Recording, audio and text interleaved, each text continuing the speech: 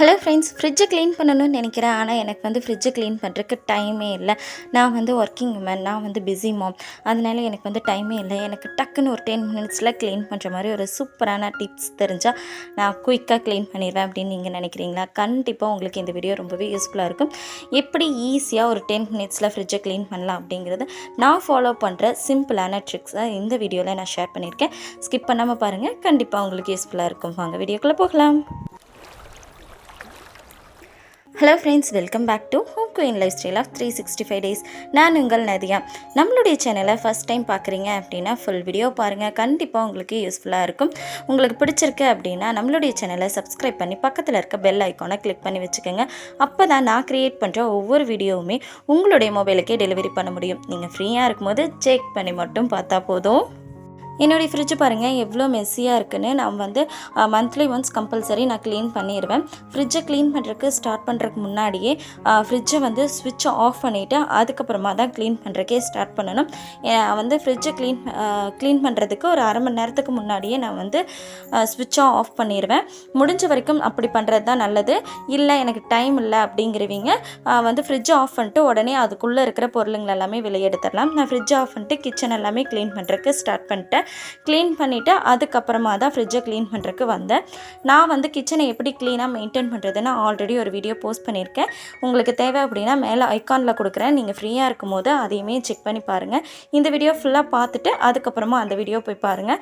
அப்போனா தான் உங்களுக்கு ஃப்ரிட்ஜை எப்படி ஈஸியாக க்ளீன் பண்ணுறது அப்படிங்கிறது உங்களுக்கு ஃபுல்லாகவே புரியும்.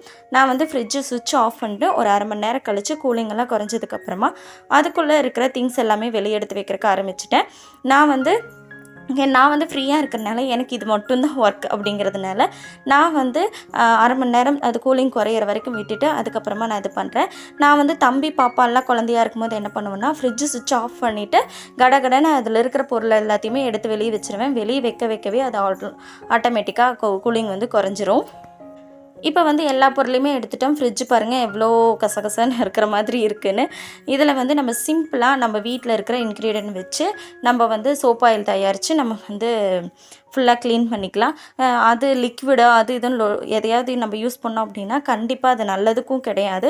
நம்ம ஃப்ரிட்ஜில் புளிச்ச போன மாவுலேருந்து தயிர் வரைக்கும் எல்லாம் வைக்கிறனால ரொம்பவே ஸ்மெல் அடிக்கும். அதுக்கு நம்ம ஒரு கப்பில் வார்ம் வாட்டர் ஊற்றிக்கிங்க. அதுக்கப்புறம் ஒரு 2லேருந்து 3 ஸ்பூன் சால்ட் உப்பு, அதாவது தூளுப்பு போட்டுக்கோங்க. அதுக்கப்புறமா பேக்கிங் சோடா ஒரு ஸ்பூன் அளவுக்கு போட்டுக்கோங்க. அதுக்கப்புறம் ஒரு ஃப்ரெஷ்ஷாக இருக்கிற லெமன் எடுத்து நம்ம புழிஞ்சு விட்டுக்கிட்டோம் அப்படின்னா லெமன் ஃப்ளேவர் அந்த ஃப்ரிட்ஜ் ஃபுல்லாக ஒரு நல்ல நறுமணத்தை கொடுக்கும். அந்த புளிச்ச வாசனை இது எல்லாத்தையுமே அந்த லெமன் அப்படியே அடக்கிடும். ரொம்பவே நல்லாயிருக்கும். இந்த கலவை மட்டும் போதும். நம்ம ஒரு ஸ்ப்ரே பாட்டிலில் ஊற்றி நம்ம ஸ்ப்ரே பண்ணி விட்டு கூட நம்ம தொடச்சி விட்டுக்கலாம். இல்லை அப்படிங்கிற மாதிரி இருந்தால் ஸ்ப்ரே பாட்டில் எங்கிட்ட இல்லைப்பா அப்படின்னு சொல்லிட்டு நீங்கள் நினச்சிங்க அப்படின்னா ஒரு துணி வச்சு அதில் டிப் பண்ணி நம்ம ஃபுல் ஃப்ரிட்ஜையுமே நம்ம க்ளீன் பண்ணிக்கலாம். எனக்கு ரொம்ப நாளாக ஒரு சந்தேகம் இருக்குது. இந்த சால்ட் உப்பு அப்படிங்கிறத நம்ம தூள் உப்புங்கிறத தான் சால்ட் உப்புன்னு சொல்லுவோம். சால்ட் அப்படிங்கிறது உப்புங்கிறது தான் அர்த்தம். ஏன் தூள் உப்பு மட்டும் சால்ட்டுன்னு நம்ம சொல்கிறோம் அப்படிங்கிறது உங்களுக்கு தெரிஞ்சது அப்படின்னா கண்டிப்பாக கமெண்டில் ஷேர் பண்ணுங்கள். எனக்கு தெரியலப்பா. ஃப்ரிட்ஜ் மொத்தத்தையும் நான் ஸ்ப்ரே பண்ணி விட்டுட்டேன். ஸ்ப்ரே பண்ணி விடவே ஒவ்வொரு இடத்துலையும் அந்த கரை இருக்கும் பார்த்திங்களா, அது எல்லாமே அப்படியே நல்லா ஊறி நம்ம ஒரு இடத்துலேருந்து இன்னொரு இடத்த ஸ்ப்ரே பண்ணுறதுக்குள்ளே எல்லா பக்கமே அது ஊறிடும். ஊறினதுக்கப்புறமா நம்ம ஒரு ஈர துணியை வச்சு நல்லா நீட்டாக தொடச்சி விட்டுடலாம். ரொம்ப அதிகமாக அழுக்கு இருக்குது அப்படிங்கிற மாதிரி இருந்தால் கம்பி நார் அந்த மாதிரி எதுவும் போடாமல் நம்ம பல் விளக்குற ப்ரஷ் இருக்கும் பார்த்திங்களா, அதுவே பழசு இருந்துச்சு இல்லை நான் புதுசே யூஸ் பண்ணிக்கிறேன் அப்படின்னா கூட ஓகே தான். அந்த ப்ரஷ்ஷை வச்சு நல்லா நீட்டாக தேய்ச்சி விட்டுட்டிங்க அப்படின்னாவே போதும், நல்லாவே வந்துடும். ஏன்னா நம்ம ஸ்ப்ரே பண்ணி விட ஒரு பக்கம் இருந்து எல்லா பக்கமும் நம்ம ஸ்ப்ரே பண்ணி விட்டுருப்போம் இல்லைங்களா, அது ஈஸியாக ஈவனாக ஸ்ப்ரெட் ஆகிருக்கும். அது நம்ம ஒவ்வொரு இடமா தொடச்சிட்டு வர்றதுக்குள்ளே அந்த இடம் நல்லாவே ஊறி இருக்கும். பாருங்கள், எனக்கு மேலே ஃப்ரீசர் என்னுடையது மேலே இருக்கிறது நான் ஃப்ரிட்ஜாகவும் யூஸ் பண்ணிப்பேன். மேலே இருக்கிறது நான் ஃப்ரிட்ஜாக யூஸ் பண்ணுறதுனால அங்கங்கே கொஞ்சம் இதாக இருக்குது. நான் மேலே மட்டும் ப்ரஷ் வச்சு தேய்க்கிற மாதிரி இருந்துச்சு.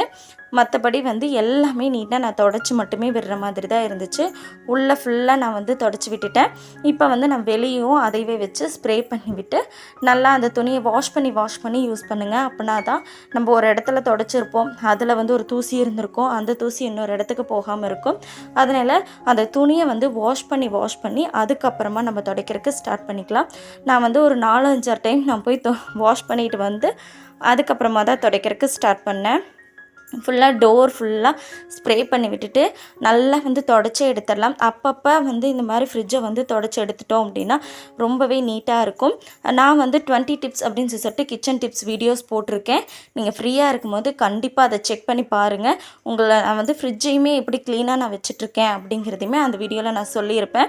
உங்களுக்கு ரொம்பவே யூஸ்ஃபுல்லாக இருக்கும். ஃப்ரிட்ஜெல்லாம் தொடச்சி முடிச்சதுக்கப்புறமா அதில் வந்து ஈரம் இருக்கும் பார்த்தீங்களா, அந்த ஈரமெல்லாம் காயறதுக்குள்ளே நம்ம வந்து அந்த ஃப்ரிட்ஜுக்குள்ளே இருந்து எடுத்த அந்த ரேக் ஐட்டம்ஸ் எல்லாத்தையுமே நம்ம வாஷ் பண்ணி வச்சுக்கலாம். நீங்கள் ஃப்ரீயாக இருக்கீங்க அப்படின்னா நீங்கள் கொண்டு போய் மேலே வெயிலில் காய வச்சு எடுத்துகிட்டு வந்து வச்சுக்கோங்க. நான் வந்து ஃப்ரீயாக இருக்கிறனால இப்போ காய வச்சு எடுத்துகிட்டு வந்துக்கிறேன். இல்லை நான் வந்து எப்படிப்பா எனக்கு வந்து வேலை அவசரம் இருக்குது அப்படிங்கிற மாதிரி நீங்கள் நினச்சிங்க அப்படின்னா அதை வந்து ஒரு துணி வச்சு நல்லா நீட்டாக ஈரமே இத்தனோண்டு கூட சின்னதாக ஈரம் கூட இல்லாத அளவுக்கு நல்லா தொடச்சி விட்டுருங்க. அதே மாதிரி ஃப்ரிட்ஜையுமே நல்லா தொடச்சி விட்டுட்டு அதுக்கப்புறமா வந்து ரேக் எல்லாமே அரேஞ்ச் பண்ணி வைக்குங்க. அது வந்து ரொம்ப ஈரம் அதிகமாக இருந்துச்சு அப்படின்னா அந்த ஹீட்டை வந்து குறைக்கிறதுக்காக கம்ப்ரெஷன் ரொம்ப அதிகமாக ஓடுறதுக்கு ஆரம்பிச்சிடும். அதனால தான் சொல்கிறேன், முடிஞ்ச வரைக்கும் ஈரம் இல்லாமல் ஃபுல்லாக தொடச்சிட்டு அதுக்கப்புறமா நீங்கள் வைங்க. பாருங்கள் எந்தளவுக்கு ட்ரை ஆயிடுச்சுன்னு. நான் மேலே காய வச்ச எல்லா ரேக்குமே வந்து ரொம்பவே ஈரம் இல்லாமல் எல்லாமே காஞ்சிருச்சு. எல்லாத்தையுமே கொண்டு வந்து அடுக்கி வச்சிடுறேன். நீங்கள் நினைக்கலாம், நீங்கள் வந்து தக்காளி கூட மட்டும் நீங்கள் ஏன் வாஷ் பண்ணல அப்படின்னு சொல்லிட்டு. அது வந்து நான் வீக்லி ஒன்ஸ் கம்பல்சரி நான் வாஷ் பண்ணுவேன். எப்போல்லாம் நான் தக்காளி கொட்டி வைக்கிறனோ அப்போல்லாமே அதை எடுத்து வாஷ் பண்ணி வச்சுருவேன். அதனால தான் அதை நான் வாஷ் பண்ணி வைக்கல. ஃபுல்லாக வந்து க்ளீன் பண்ணியாச்சு, எல்லா ரேக்கையும் அரேஞ்ச் பண்ணியாச்சு. இப்போ வந்து எந்தெந்த பொருள் எங்கெங்கே வைக்கணுமோ அந்தந்த பொருள் அங்கங்கே வச்சுக்கலாம். நம்ம மேக்ஸிமம் ஃப்ரிட்ஜில் வந்து நம்ம ஒரு மாதிரி அரேஞ்ச் பண்ணி வைப்போம். நாளாக என்ன பண்ணிடுவோம்னா அரேஞ்ச்மெண்ட்டை மாற்றிடுவோம், கசகசன்னு பண்ணிடுவோம். அப்படி பண்ணாமல் ஒன்றுக்கு இந்தந்த இடம் தான் அப்படின்னு நம்ம ஃபிக்ஸ் பண்ணி வச்சுட்டோம் அப்படின்னா அந்தந்த இடத்துலையே கொண்டு போய் வச்சுட்டோம்னு வச்சுக்கோங்களேன், பார்க்குறக்கு ரொம்பவே அழகாக இருக்கும். நம்ம ஃப்ரிட்ஜை நம்ம வந்து எப்போ யாராவது கெஸ்ட்டு வந்தாங்கன்னா கூட ஓப்பன் பண்ணாங்கன்னு வச்சுக்கோங்களேன், நம்ம ஃப்ரிட்ஜை நம்ம அழகாக தான் வச்சுருக்கோம் அப்படிங்கிற ஒரு கான்ஃபிடென்ட் கண்டிப்பாக இருக்கும். அதனால் எப்போவுமே எந்த பொருள் எடுத்தாலும் அந்த இடத்துலையே வச்சுட்டோம் அப்படின்னா தான் ஃப்ரிட்ஜ் ஆகட்டும் கிச்சன் ஆகட்டும் எதுவுமே ரொம்ப அழகாக மெயின்டைன் பண்ண முடியும். ஆல்மோஸ்ட் எல்லாமே வச்சாச்சு. நான் ஃப்ரிட்ஜை எப்படி அரேஞ்ச் பண்ணி வச்சுருக்கேன் அப்படிங்கிறத பாருங்கள்.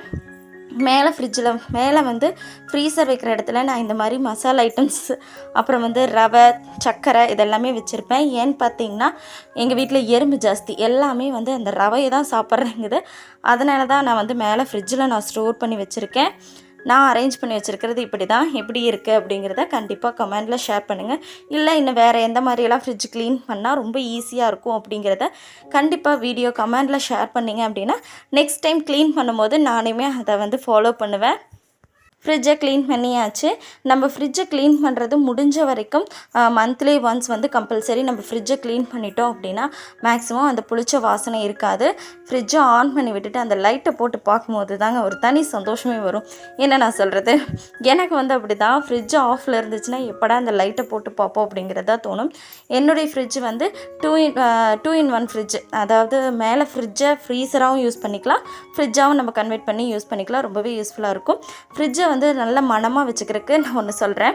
ஃப்ரிட்ஜை வந்து மணமாக வச்சுக்கணும் அப்படின்னா இந்த பேக்கிங் சோடா இருக்குது பார்த்தீங்களா, நீங்கள் அதை அப்படியே போட்டு கூட வைக்கலாம். இல்லை அப்படின்னா அது கூட வந்து வெனிலா எசன்ஸ் ஊற்றி வச்சிங்கன்னு வச்சுக்கோங்களேன், நல்ல ஒரு மணம் கொடுக்கும். அந்த மாதிரி பண்ணிங்க அப்படின்னா ரொம்பவே மணமாக இருக்கும். ஃப்ரிட்ஜை எப்போல்லாம் ஓப்பன் பண்ணுறீங்களோ அப்போல்லாம் இந்த வெனிலா ஃப்ளேவர் மனம் ரொம்பவே யூனிக்காக நம்மளுக்கு வந்து நல்ல ஸ்மெல் கொடுக்கும். இல்லைப்பா எனக்கு வெனிலா எசன்ஸ் எல்லாம் இல்லை அப்படிங்கிற மாதிரி இருந்தால் நம்ம லெமன் துண்டை கூட கட் பண்ணி வச்சோம் அப்படின்னாலுமே அந்த கெட்ட ஸ்மெல்லெல்லாம் எடுத்துரும். ஆனால் லெமன் துண்டை கட் பண்ணி வச்சிங்க அப்படின்னா ஒரு 2 நாளைக்கு ஒரு டைம் அதை வந்து மாற்றி எடுத்துருங்க. அவ்வளோதான். இந்த வீடியோ உங்களுக்கு ரொம்ப பிடிச்சிருக்கும் அப்படின்னு நான் நினைக்கிறேன். யூஸ்ஃபுல்லாக இருந்துச்சு அப்படின்னா லைக் பண்ணுங்கள், ஷேர் பண்ணுங்கள். ஃப்ரிட்ஜை க்ளீன் பண்ணவே முடியலன்னு சொல்கிற உங்கள் ஃப்ரெண்ட்ஸ் அண்ட் ஃபேமிலிக்கு ஷேர் பண்ணுங்கள். Thanks for